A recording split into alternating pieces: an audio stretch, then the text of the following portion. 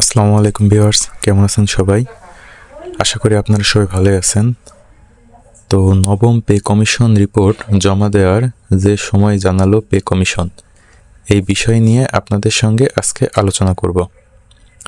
নবম জাতীয় পে স্কেলের সুপারিশ চূড়ান্ত করার কাজে শেষ ধাপের দিকে যাচ্ছে জাতীয় বেতন কমিশনার।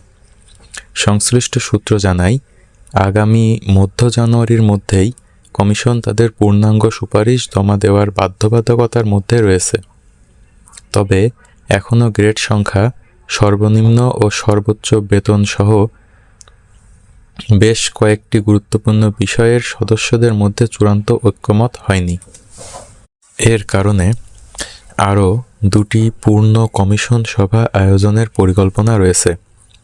এসব সভায় অমীমাংসিত ইস্যুগুলো সমঝোতা হলে রিপোর্ট জমা দেওয়ার সুনির্দিষ্ট দিনক্ষণ ঠিক করা হবে বলে কমিশন সদস্যরা জানিয়েছেন। বর্তমান 20 গ্রেডের কাঠামো থাকবে কি না তা কমিয়ে আনা হবে, এই প্রশ্নটি এখন আলোচনার কেন্দ্রবিন্দু।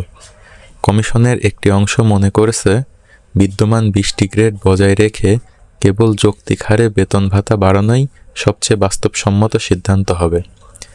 অন্যদিকে সদস্যদের আরেকটি অংশ গ্রেড সংখ্যা কমানোর পক্ষে জোরালো যুক্তি তুলে ধরেছে। তাদের মতে, বেশি গ্রেড থাকায় পদমর্যাদা ও বেতনের ব্যবধান অস্বাভাবিকভাবে বড় হয়ে যায়, যা কাঠামোগত বৈষম্য তৈরি করে। এই অবস্থায় কেউ 20 গ্রেড থেকে কমিয়ে 16 গ্রেডে আনার প্রস্তাব দিয়েছে। আবার আরেক দল চাইছে গ্রেড সংখ্যা আরও কমিয়ে 14 গ্রেডে নামিয়ে আনা হোক। কমিশনের সদস্যদের ভাষ্যে, গ্রেড নির্ধারণই এখন সবচেয়ে স্পর্শকাতর ও জটিল বিষয়। এই প্রস্তাব কেবল কারিগরি নয়, এটি প্রশাসনিক স্তরবিন্যাস, পদোন্নতি, সুবিধা বণ্টন এবং ভবিষ্যৎ মানব সম্পদ কাঠামোর ওপর দীর্ঘমেয়াদী প্রভাব ফেলবে।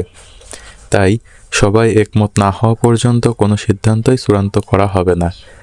31 ডিসেম্বরের পূর্ণ কমিশন সভায় এই ইস্যু নিয়ে বিস্তারিত আলোচনা হওয়ারও কথা রয়েছে। এদিকে বিভিন্ন সংস্থা, সংগঠন এবং পেশাজীবী প্ল্যাটফর্ম থেকে প্রাপ্ত মতামতগুলো কমিশনের গুরুত্ব সহকারে পর্যালোচনা করছে। কর্মচারীদের আন্দোলন, মহাসমাবেশ কিংবা কর্মসূচি, এসব চাপ সত্ত্বেও কমিশন বাস্তবসম্মত ও টেকসই একটি কাঠামো তৈরির ওপরই মনোযোগ দিচ্ছে। প্রস্তাবগুলো বিশ্লেষণ, তুলনা ও নথিবদ্ধ করার কাজ এখনও চলমান থাকায় চূড়ান্ত প্রতিবেদন প্রস্তুত আরও কিছুটা সময় লাগবে বলে সূত্র জানায়। উল্লেখযোগ্য, সরকারি কর্মচারীদের নতুন বেতন কাঠামো প্রণয়নের লক্ষ্যে গত জুলাইয়ে নবম পে কমিশন গঠন করা হয়, যার 6 মাসের মধ্যে সুপারিশ দেওয়ার বাধ্যবাধকতা রয়েছে। অন্যদিকে কর্মচারী সংগঠনগুলো ডিসেম্বরের মধ্যেই গ্যাজেট প্রকাশের দাবি জানিয়ে আসছে।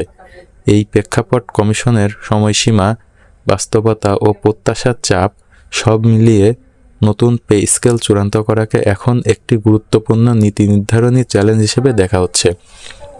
কিন্তু আমরা আগের ভিডিওগুলোই বলেছি, বর্তমান যে উপদেষ্টা মণ্ডলী আছে তারা নবম পে স্কেল বাতিল করে দিয়েছিল, কিন্তু সরকারি কর্মকর্তা কর্মচারীদের চাপের কারণে তারা আবার এই বিষয়টি নিয়ে ভাবতে শুরু করেছে।